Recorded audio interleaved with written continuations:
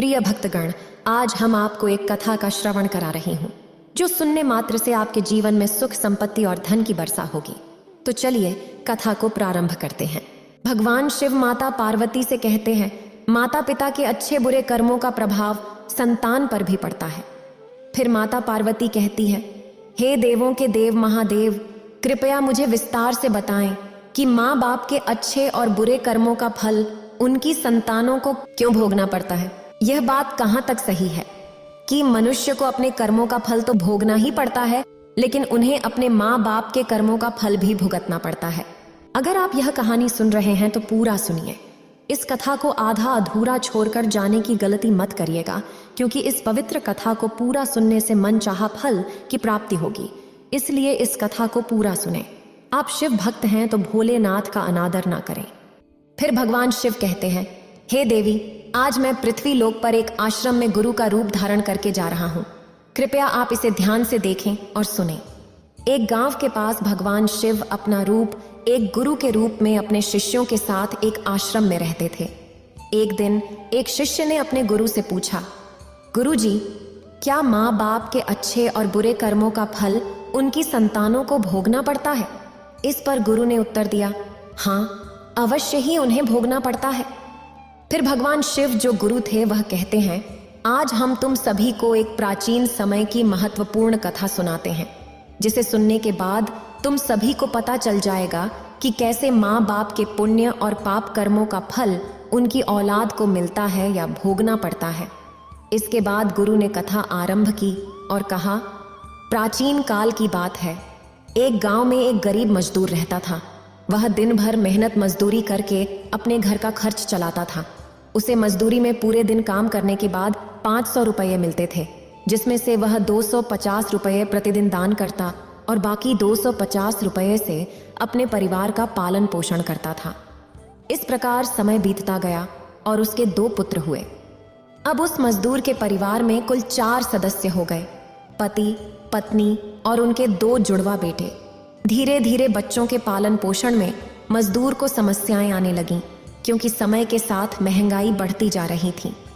एक दिन की बात है, मजदूर के बेटे ने अपने पिताजी से कहा, पिताजी, आप दिन में 500 रुपये कमाते हैं, जिसमें से 250 रुपये दान कर देते हैं। बची हुई 250 रुपये में हम अपना गुजारा कैसे करेंगे? मजदूर चुप रहे, लेकिन उसकी पत्नी ने कहा, नहीं बेटा, ऐसा नहीं है।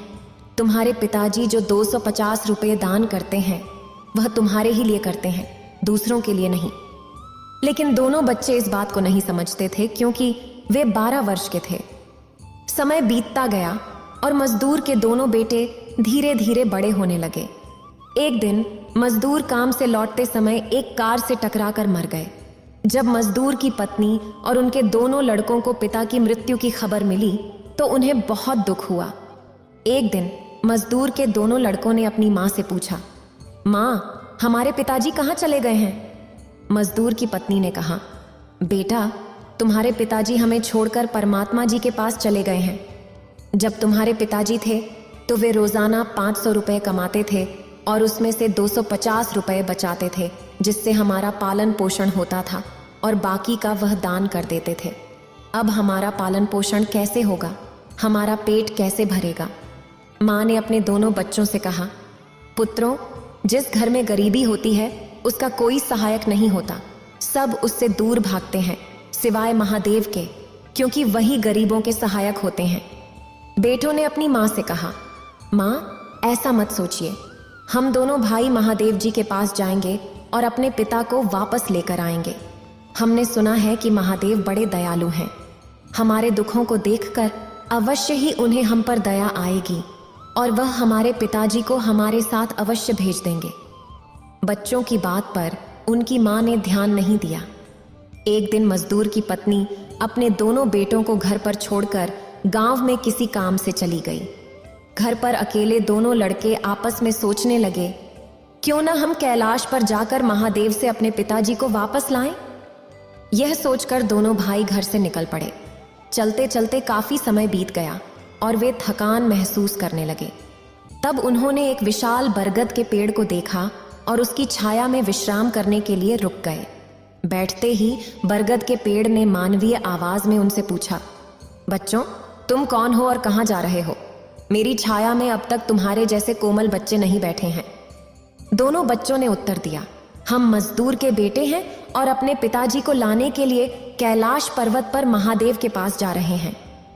पेड़ ने उनकी बात सुनकर कहा, पुत्रों, अगर महादेव से मिल रहे हो तो मेरे लिए भी एक प्रश्न पूछना। मैं यहाँ कई वर्षों से खड़ा हूँ, लेकिन मेरा एक भी पत्ता नहीं गिरता और न ही मेरी डालियां सूखती हैं। मैं और कितने वर्षों तक यहाँ खड़ा रहूंगा? मैंने अपने पिछले जन्म में ऐसा कौन सा पाप किया है जिसके कारण मुझे इस अवतार से मुक्ति नहीं मिल रही है? यह किस कारण हुआ? तब उन दोनों लड़कों ने कहा, ठीक है, हम महादेव जी से आपका यह प्रश्न जरूर पूछ कर आएंगे। इतना कहकर वे दोनों बालक आगे बढ़ गए। रास्ते में उन्हें एक भयानक राक्षस मिला। राक्षस को देखकर वे दोनों भाई डर के मारे कांपने लगे और रुक गए। वे भागने ही वाले थे, तभी राक्षस ने मनुष्य की आवाज में कहा, बच्चों, मुझसे डरो मत। मुझे बताओ कि तुम कौन हो और कहाँ जा रहे हो? वे दोनों बच्चे राक्षस के पास गए और हाथ जोड़कर कहने लगे, हे राक्षस देवता, हम दोनों मजदूर के पुत्र और जुड़वा भाई हैं। हम कैलाश पर्वत पर महादेव जी के पास अपने पिताजी को लेने जा रहे हैं। राक्षस ने कहा, बच्चों, तुम महादेव जी से मेरा एक प्रश्न पूछ कर आना। मैं कई वर्षों से इस जंगल में पड़ा हुआ हूँ और मुझसे अब चला भी नहीं जाता। मेरे शरीर में इतनी जान नहीं है कि मैं थोड़ी दूरी भी तय कर सकूं। मैंने अपने पूर्व जन्म में ऐसा कौन सा पाप किया है जिसके कारण मुझे इस अवतार से मुक्ति नहीं मिल पा रही है? इसका कारण क्या है? लड़कों ने कहा, ठीक है, हम महादेव जी से आपका यह प्रश्न जरूर पूछेंगे। इतना कहकर वे दोनों लड़के आगे बढ़ गए। रास्ते में उन्हें एक सेठ जी मिले। सेठ ने कहा, बच्चों, तुम दोनों कौन हो और इतनी कड़ी धूप और गर्मी में कहाँ जा रहे हो? देखने में तो तुम बहुत सुकुमार और कोमल लग रहे हो। लड़कों ने कहा, सेठ जी, हम दोनों मजदूर के बेटे और सगे जुड़वा भाई हैं। हम दोनों कैलाश पर्वत पर महादेव जी के पास अपने पिताजी को लाने के लिए जा रहे हैं। फिर सेठ ने कहा, महादेव जी से मेरे लिए एक सवाल पूछ कर आना। फिर उस सेठ ने बताया, पुत्रों, मैं कई सालों से राहगीरों की प्यास बुझाने के लिए यहाँ एक तालाब खुदवा रहा हूँ, लेकिन इसमें अभी तक पानी नहीं निकला है। मैंने अपने पिछले जन्म में ऐसा कौन सा अपराध किया था जिसके कारण इस तालाब में पानी नहीं आ रहा है? मैंने इसमें बहुत सारे पैसे खर्च कर दिए हैं, फिर भी सफल नहीं हुआ। इसका क्या कारण है? लड़कों ने कहा, ठीक है सेठ जी, हम महादेव जी से आपका यह सवाल पूछ कर आएंगे। इतना कहकर वे दोनों आगे चल दिए। रास्ते में उन्हें एक बहती हुई नदी मिली। जब वे नदी के किनारे पहुंचे तो एक शेषनाग उनके पास आ गई और बोली, बालकों, तुम कौन हो और कहाँ जा रहे हो? तुम बिना नाव के क्यों जा रहे हो? लड़कों ने जवाब दिया, हमारे पास नाव के लिए पैसे नहीं हैं। हमारे पिताजी दिन के 500 रुपये कमाते थे, जिसमें से 250 रुपये रोज दान कर देते थे और 250 रुपये से हमारा गुजारा होता था। अब वे हमारे पास नहीं हैं, इसलिए हम कैलाश पर्वत पर महादेव जी के पास उन्हें लाने जा रहे हैं। उनकी बात सुनकर शेषनाग ने कहा, बच्चों, तुम महादेव जी से मेरा एक सवाल भी पूछ कर आना। मैं कई वर्षों से इस नदी में भटक रही हूँ। मेरी 7 पीढ़ियां गुजर गई हैं, लेकिन मैं अभी तक यहीं हूँ। मैंने अपने पिछले जन्म में ऐसा कौन सा अपराध किया था जिसके कारण मुझे मुक्ति नहीं मिल पा रही है? इसका क्या कारण है? लड़कों ने कहा, ठीक है, हम महादेव जी से आपका यह सवाल जरूर पूछेंगे और वापस आते समय आपको बता देंगे। इतना कहकर वे दोनों आगे बढ़ गए। दोनों भाई नदी के दूसरे किनारे पर पहुंच गए। वहां उन्होंने देखा कि एक मरा हुआ व्यक्ति पड़ा हुआ है। वे उसे उठाने लगे, तभी वह व्यक्ति चिल्लाकर बोला, बच्चों, तुम कौन हो और कहां जा रहे हो? लड़कों ने कहा, हम मजदूर के पुत्र और जुड़वा भाई हैं। हम दोनों भाई अपने पिताजी को लेने के लिए महादेव जी के पास जा रहे हैं। वह आदमी ने कहा, महादेव जी से मेरा एक प्रश्न पूछना। फिर वह आदमी ने बताया, मेरा शरीर कई वर्षों से इस नदी के किनारे पड़ा हुआ है। जब भी पानी की लहर आती है, मेरा शरीर नदी में चला जाता है, लेकिन लहर के साथ वापस किनारे पर आ जाता है। मेरा शरीर न तो गलता है और न ही सड़ता है। इतने सालों से यह वैसे ही है। मैंने पिछले जन्म में ऐसा कौन सा पाप किया था जिसके कारण मुझे इस शरीर से मुक्ति नहीं मिल रही है, और इसका क्या कारण है? उन लड़कों ने कहा, ठीक है, हम भगवान भोलेनाथ से तुम्हारा यह प्रश्न पूछ कर आएंगे। इतना कहकर वे दोनों बच्चे चल दिए। रास्ते में चलते चलते रात हो गई और कई दिनों के सफर के बाद वे बहुत थक गए थे। तभी उन्हें पास के जंगल में एक झोपड़ी दिखाई दी। दोनों भाई उस झोपड़ी के अंदर सो गए। सुबह जब उन्होंने आंखें खोली तो वे कैलाश पर्वत पर महादेव जी के पास पहुंच गए। दोनों भाइयों ने महादेव जी को हाथ जोड़कर प्रणाम किया और कहने लगे, हे प्राणदाता, हमारे पिताजी कहाँ हैं? जब हमारे पिताजी घर पर थे तो वे रोजाना 500 रुपए कमाते थे। उसमें से 250 रुपए दान करते और 250 रुपए से हमारा पालन पोषण करते थे। लेकिन अब जब वे घर पर नहीं हैं तो हम दोनों भाई और हमारी माँ भूखे मर रहे हैं। कृपया उन्हें जल्द से जल्द हमारे घर भेज दीजिए। भगवान महादेव जी ने उन दोनों बालकों की बात सुनकर कहा, ठीक है, मैं तुम्हारे पिताजी को घर पर भेज दूंगा। पहले तुम दोनों भाई यहाँ पर बैठो। महादेव जी ने उन दोनों बालकों को अपने पास बैठाया और उन्हें भोजन कराया।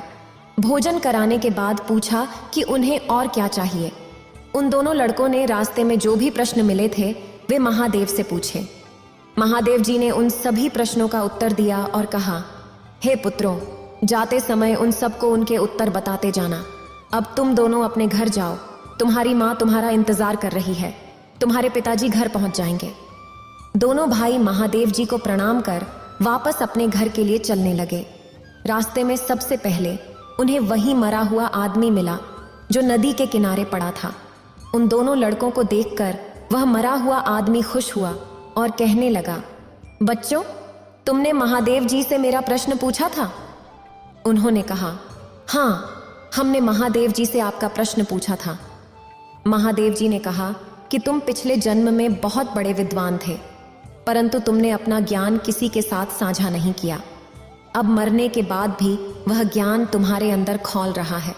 जब तक तुम अपना ज्ञान किसी को नहीं बांटोगे, तुम्हारी आत्मा को शांति नहीं मिलेगी। फिर उस मृतक आदमी ने कहा, बच्चों, अब इस हालत में मेरे पास ज्ञान लेने के लिए कौन आएगा? तुम ही मेरा ज्ञान ले लो। फिर उस मृतक आदमी ने दोनों भाइयों को अपना सारा ज्ञान दे दिया और तुरंत ही उसकी आत्मा को मोक्ष प्राप्त हो गया। फिर दोनों भाई वहां से आगे बढ़ गए। चलते चलते उन्हें वहीं शेषनाग मिली। शेषनाग ने पूछा, बच्चों, क्या तुमने देवों के देव महादेव से मेरा प्रश्न पूछा था? दोनों भाइयों ने उत्तर दिया, हाँ, हमने आपका प्रश्न देवों के देव महादेव से पूछा था।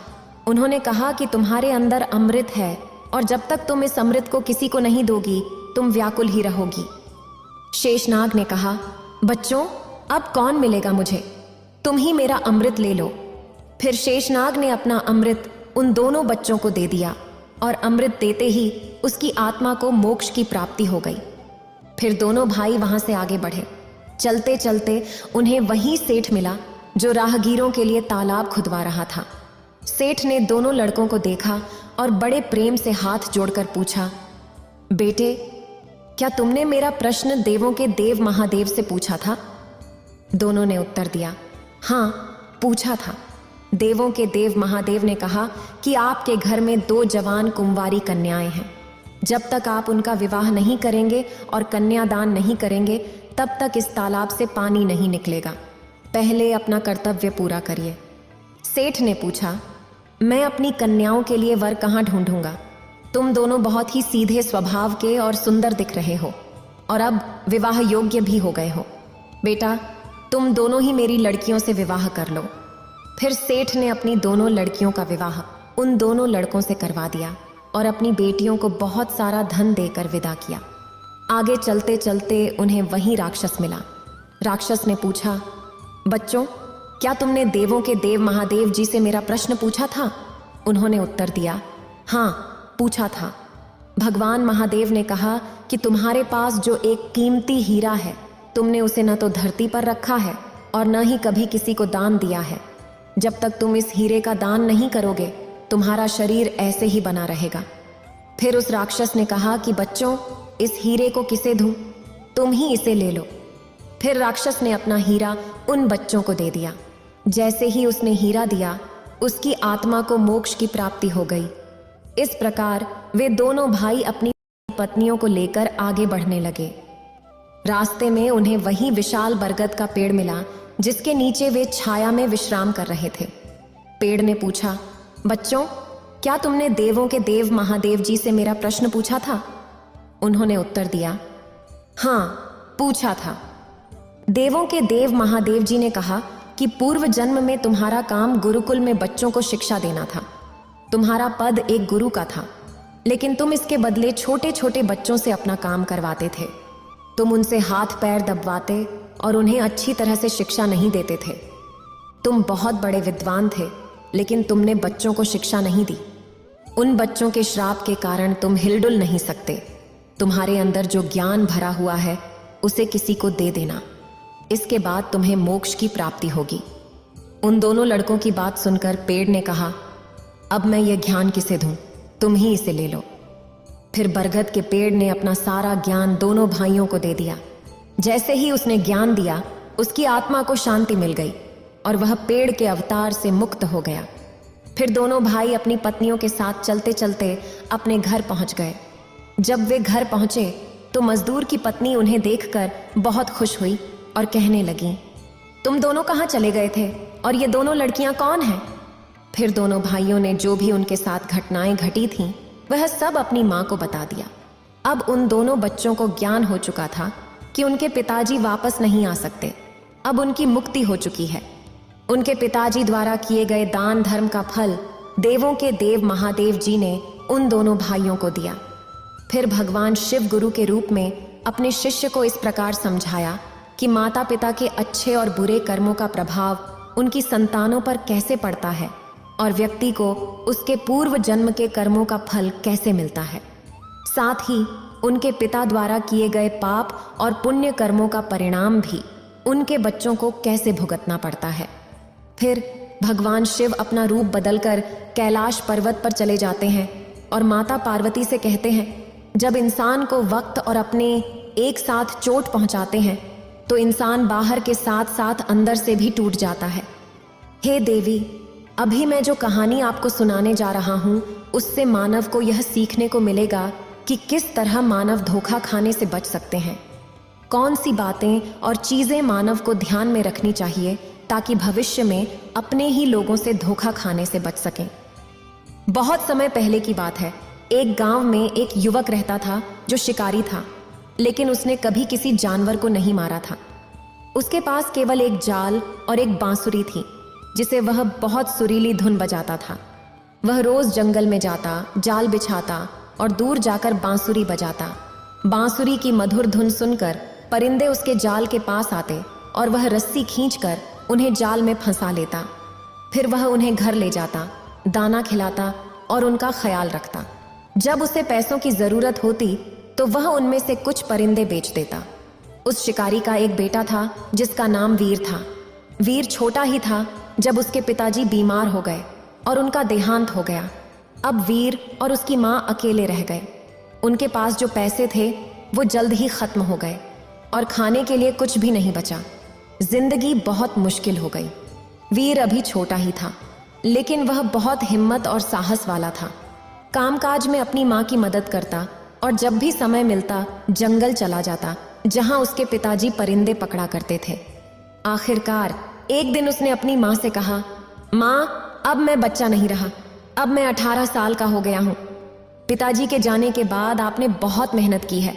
अब आप मुझे पिताजी का जाल और बांसुरी ला दीजिए। कल से मैं भी जंगल जाकर परिंदे पकड़ूंगा।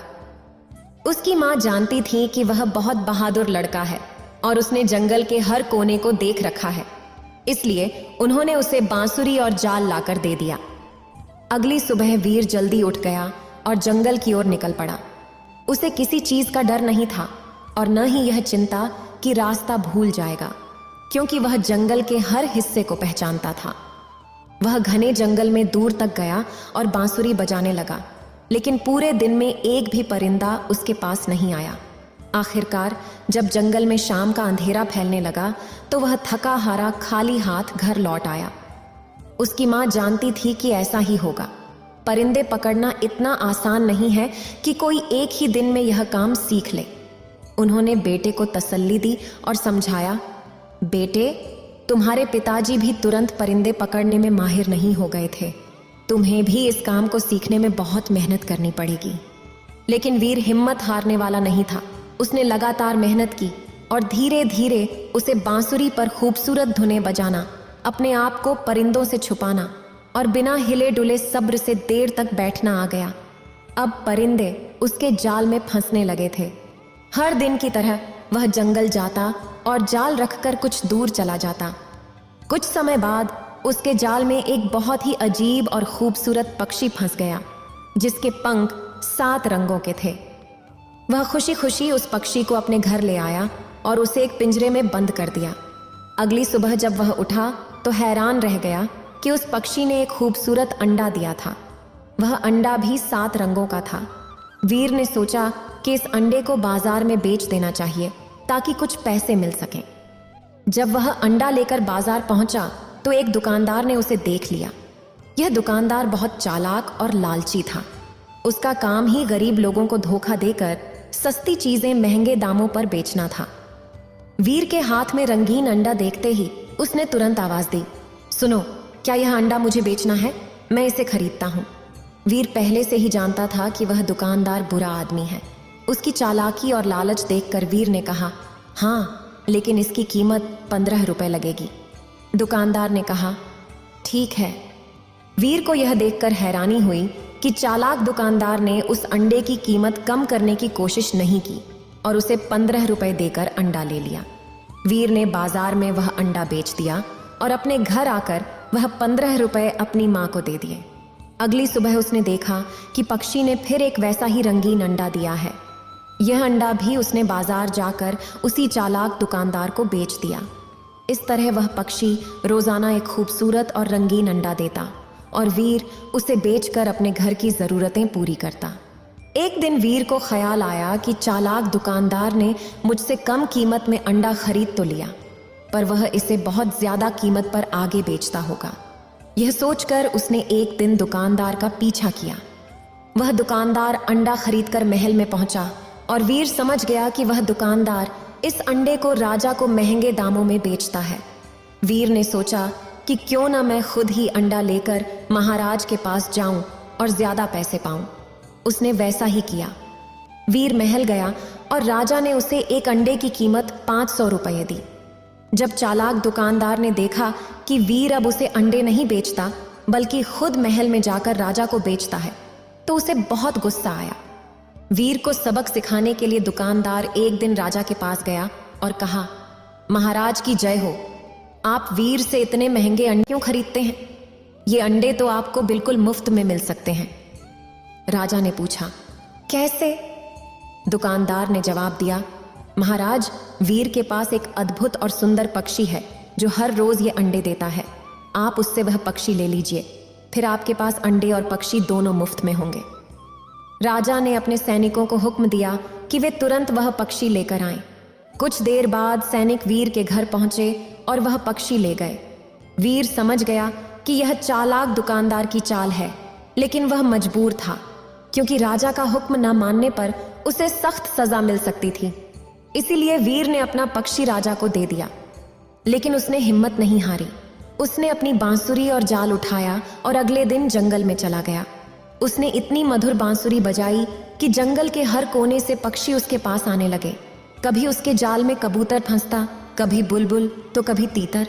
वीर उन पक्षियों को बेचकर अपनी माँ के साथ हंसी खुशी जीवन बिताने लगा। अब वीर पूरे शहर में मशहूर हो गया। जब किसी को कोई अनोखा परिंदा चाहिए होता तो वह वीर के पास आता और उससे परिंदा खरीद लेता। एक चालाक दुकानदार ने यह सब देखा और वीर से कहा कि तुम मुझे ही परिंदा बेचा करो।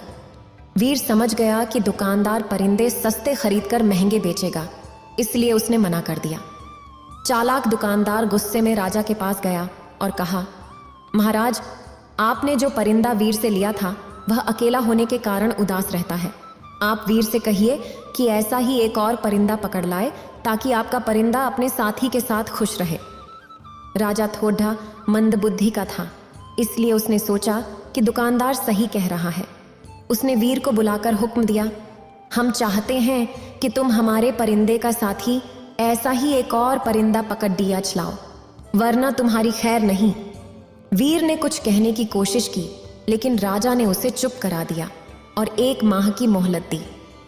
अगर तुम 1 माह में ऐसा ही एक और परिंदा न लाए तो तुम्हें जान से मार दिया जाएगा।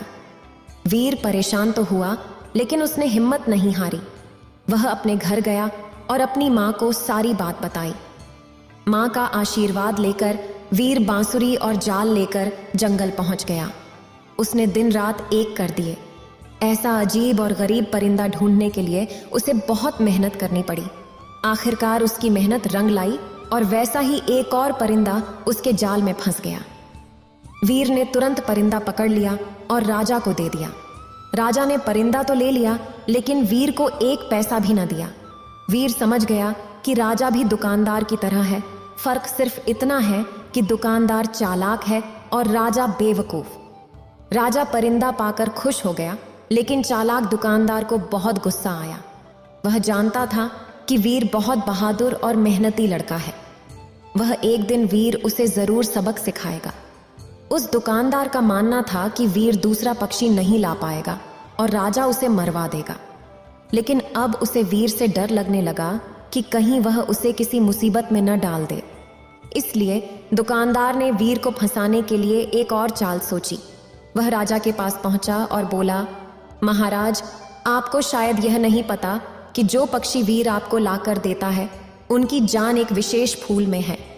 राजा ने पूछा, वो कैसे? दुकानदार ने कहा, मैंने बुजुर्गों से सुना है कि ये पक्षी साल में 1 बार बचनाग का फूल सूंघते हैं।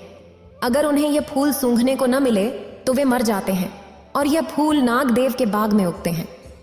राजा ने कहा, लेकिन हमारे पास ये फूल कहाँ से आएंगे, क्योंकि नागदेव अपने बाग में किसी को नहीं आने देता और जो वहां पहुंच भी जाए वह उसे मार डालता है। दुकानदार ने कहा, महाराज, यह काम तो पूरे नगर में केवल एक ही लड़का कर सकता है। उसका नाम वीर है। उसे बुलाकर कहिए कि तुरंत बचनाग का फूल लेकर आए। राजा ने वही किया जो दुकानदार ने कहा था।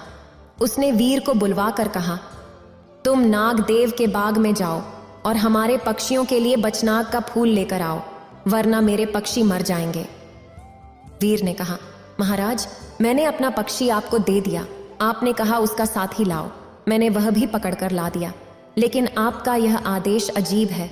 मुझे नहीं पता कि नागदेव का बाग कहाँ है। राजा ने जवाब दिया, ये तो तुम उस दुकानदार से पूछो, उसे सब मालूम है। वीर ने कहा, महाराज, अगर दुकानदार इतना ही होशियार है और उसे सब मालूम है तो उससे कहिए कि खुद बचनाग का फूल लेकर आए। राजा ने कहा, नहीं, दुकानदार कहता है कि सिर्फ तुम ही यह काम कर सकते हो, और अगर मेरे पक्षी मर गए तो मैं तुम्हें और तुम्हारी माँ को मरवा दूंगा। वीर समझ गया कि इस मूर्ख राजा को कुछ समझाना दीवार से सिर फोड़ने के बराबर है और यह सारी शरारत दुकानदार की ही है। इसलिए वह चुपचाप घर लौट आया और सोचने लगा कि आगे क्या करना चाहिए। उस शहर में एक बुद्धिमान बुजुर्ग व्यक्ति रहता था।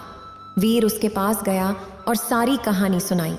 उसने पूछा कि क्या यह सच है कि एक विशेष फूल जो नागदेव के बाग में उगता है उन परिंदों के लिए आवश्यक है और वे इसके बिना जीवित नहीं रह सकते। बुजुर्ग व्यक्ति ने कहा कि यह सच है।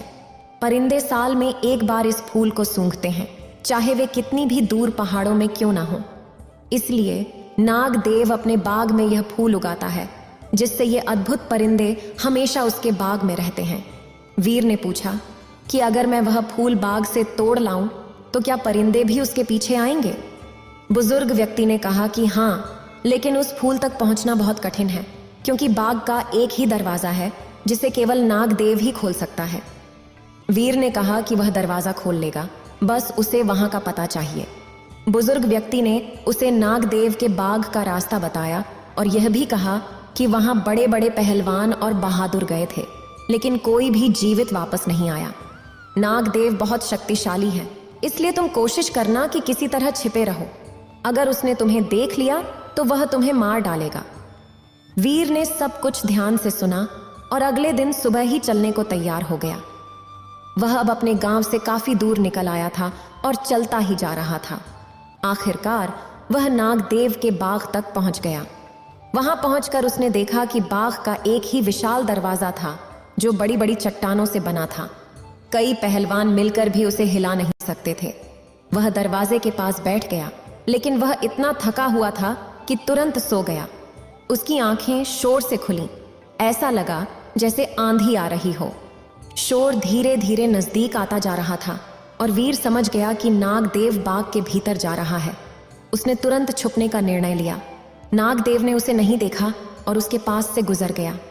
वीर को ऐसा महसूस हुआ जैसे कोई विशाल पहाड़ उसके बगल से गुजर रहा हो।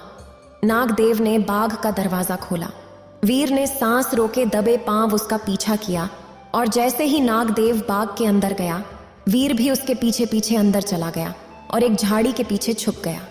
जंगल में परिंदे पकड़ने के काम में उसे अक्सर लंबे समय तक बिना हिले डुले छुप कर रहना पड़ता था और यह आदत यहाँ बहुत काम आई। नागदेव को भनक तक नहीं लगी कि कोई उसके पीछे पीछे बाग के अंदर आ गया है। बाग बहुत खूबसूरत था।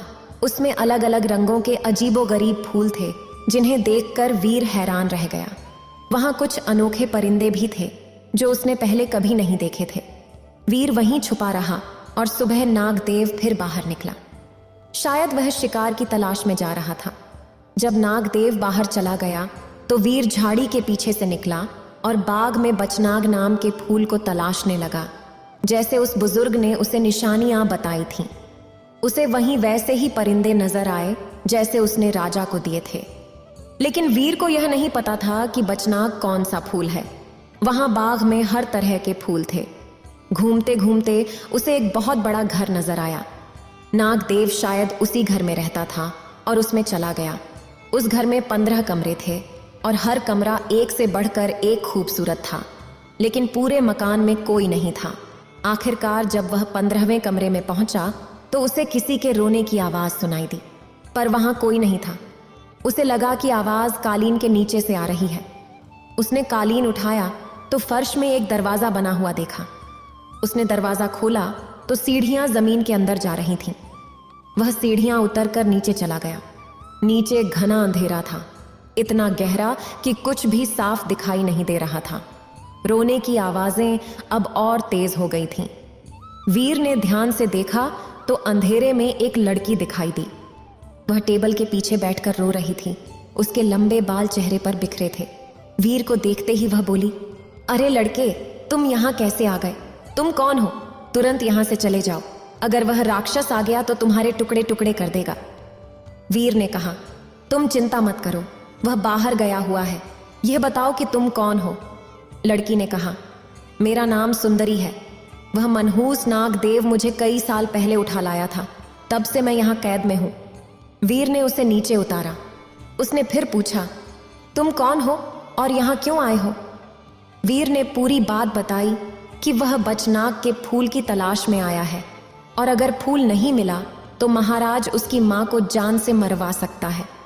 सुंदरी ने कहा, बचनाग का फूल सबसे पहले मैंने उगाया था। अगर तुम मुझे यहाँ से निकाल कर ले जाओ तो मैं तुम्हें बचनाग का फूल उगा कर दूंगी। सारे परिंदे तुम्हारे पास आया करेंगे। उसने बताया कि नागदेव के स्तंभ में तेज घोड़े भी हैं। वीर वहां गया और उसने 2 घोड़े खोल लिए। सुंदरी ने वह फूल भी तोड़ लिया था। दोनों घोड़ों पर सवार हो गए। सुंदरी को मालूम था कि बाग में एक पत्थर को दबाने से दरवाजा खुल जाता है। इस तरह दोनों दरवाजे खोलकर घोड़े पर सवार होकर वहां से निकल गए। घोड़े भगाते भगाते दोनों वीर के नगर पहुंच गए। वीर की माँ अपने बेटे को देखकर बहुत खुश हुई। वीर ने फिर अपनी माँ को सारी कहानी सुनाई। फिर वे दोनों को अंदर ले गए और खाना खिलाया।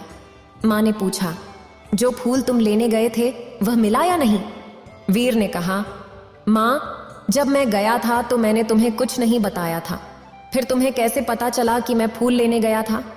उसकी माँ ने बताया, राजा के सिपाही रोज आते हैं और पूछते हैं कि वीर फूल लेकर आया या नहीं। दोनों अभी बैठे ही थे कि इतने में राजा के सिपाही भी आ गए और पूछा, तुम फूल लाए या नहीं? इससे पहले कि वीर कुछ कहता, सुंदरी ने कहा, हाँ, ले आया है। थोड़ी देर में खुद राजा के पास फूल लेकर जाएगा। सिपाही चले गए तो सुंदरी ने चाकू लेकर अपनी उंगली में चीरा लगाया। खून की 2 बूंदें निकलकर फूल बन गईं। सुंदरी ने कहा, नागदेव को मालूम था कि मैं इस तरह बचनाग के फूल बना सकती हूँ, इसलिए वह मुझे कैद रखता था। अब यह फूल राजा के पास ले जाओ। जब वीर फूल लेकर राजा के पास पहुंचा तो परिंदे उदास थे। उन्होंने चहचहाना बंद कर दिया था। फूल देखते ही परिंदों में जैसे जान आ गई। वे फिर से बोलने लगे। राजा खुश हो गया, लेकिन चालाक दुकानदार यह देखकर जल गया कि वीर फिर कामयाब हो गया। फिर भगवान शिव कहते हैं, एक कहावत सच है कि जिसके हौसले बुलंद हों उसे कामयाबी जरूर मिलती है। इतना कहकर भगवान शिव इस कहानी को समाप्त करते हैं। इस वीडियो को बोलते समय कोई त्रुटि हो तो मैं क्षमा चाहती हूँ। उम्मीद है आप सभी को यह वीडियो अच्छी लगी होगी। अगर आप शिव के सच्चे भक्त हैं तो चैनल को सब्सक्राइब और वीडियो को लाइक करके कमेंट में हर हर महादेव लिख दीजिए।